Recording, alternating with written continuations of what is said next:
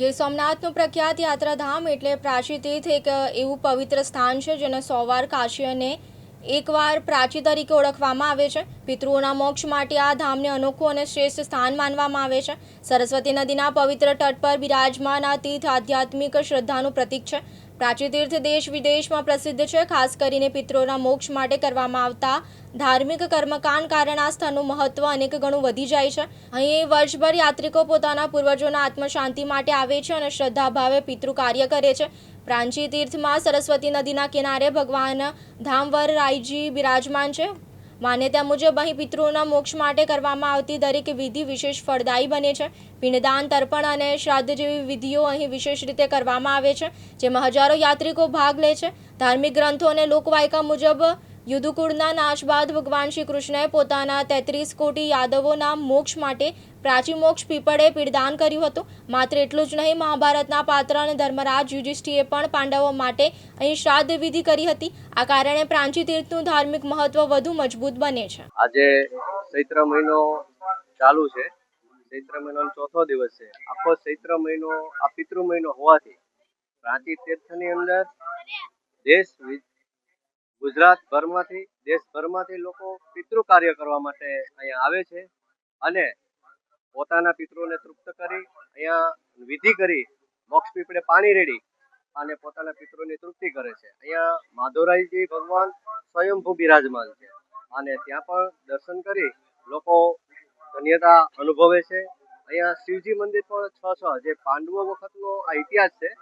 જ્યારે પાંડવો અને કૌરવોનું યુદ્ધ થયું હતું અને એમાં પાંડવોને જે ગોત્ર હત્યાનું બ્રાહ્મણ હત્યાનું જે પાપ લાગ્યું હતું ત્યારે કૃષ્ણ ભગવાને કીધું કે પૂર્વવાહિની પ્રાચી તીર્થે જાઓ અને તમારા બધા પાપોનો નાશ થશે. અને ત્યારે કૃષ્ણ ભગવાન આ આડાબીત જંગલ હતું ત્યારે કૃષ્ણ ભગવાને કીધું કે અમે પ્રાચી તીર્થ કેવી રીતે ગોતીએ.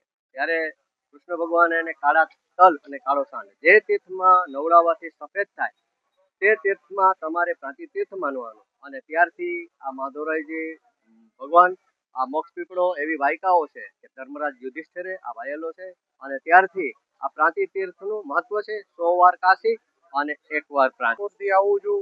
પ્રાચી આવ્યા છે અમે અહીંયા મોક્ષ પીપળા પાસે જે કાંઈ વિધિ કરાવી છે તે સફળ થાય છે. અહીંયા નારાયણ બલિ અને પ્રેત બલિ કાર્ય અમે કરી છીએ અને એમાં અમને સંતોષ છે. સગવડ અહીંયા બધી મળે છે. ગેસ્ટ હાઉસ છે, અમારા બ્રહ્મ સમાજના રૂમ છે, એની અને જમવાની વ્યવસ્થા બધી સગવડતા અહીં બહુ સારી મળે છે. પ્રાચીની અંદર પિતૃ કાર્ય કરી તો પિતૃઓને મોક્ષ મળે છે અને બૈરાનું જે કાંઈ પિતૃ કાર્ય છે ખાસ પ્રાચી કરાવો તો બૈરાને મોક્ષ મળે છે. પ્રાચીની અંદર દેવસ્થાન છે અને જૂનું ઐતિહાસિક સ્થળ છે. આ પ્રાચીની અંદર મોક્ષ મળે ને મળે જ છે. કોઈ પણ પિતૃ હોય અહીંયા પ્રાચીની અંદર એવું છે કે પાંડવો અહીંયા આવેલા, પાંડવોએ અહીંયા પિતૃ કરેલું પિતૃ કાર્ય અને અહીંયા ગમે તે કોઈ પણ વસ્તુ મોક્ષ મળી જાય. અમુક જગ્યાએ એવું હોય છે કે દીકરો જ બેસે તો જ પિતૃ કાર્ય થાય. અહીંયા સસરા પક્ષનું હોય તોય પણ પિતૃ કાર્ય સક્સેસ જાય છે અને પિતૃને મોક્ષ મળે છે. ઉર્ફે હકુદાદા આ પ્રાચી ક્ષેત્ર છે. 100 વાર કાશી ને 1 વાર પ્રાચી. હજારો વર્ષ પહેલા પાંડવો અહીંયા આવેલા. આ તીર્થની અંદર સરસ્વતી નદી સૂર્યની સામે વહન કરે છે. પાંડવો એમાં નાય અને બ્રહ્મ હત્યા અને ગોત્ર હત્યાના પાપમાંથી મુક્ત થયા. આ તીર્થમાં પેલો નદી કિનારે પીપળો વાવ્યો પાંડવોએ. એ સોનાનો પીપળો હતો એવું સ્કંદ પુરાણમાં છે. એ પીપળા નીચે પાંડવોએ બેસી પિંડ મૂકી પાણી રેડી આખા કૌરવ કુળની મોક્ષ ગતિ કરી. પછી કૃષ્ણ પરમાત્મા આવ્યા કે જે યાદવો ત્રિવેણી ઘાટ ઉપર કપાઈ ગયા એ 56 કોટી યાદવની મોક્ષ ગતિ ભગવાન કૃષ્ણએ અહીંયા જે પાંડવોએ પીપળો વાવ્યો હતો પ્રાચી તીર્થમાં ત્યાં પિંડ મૂકી એને યદુવંશની મોક્ષ ગતિ કરી.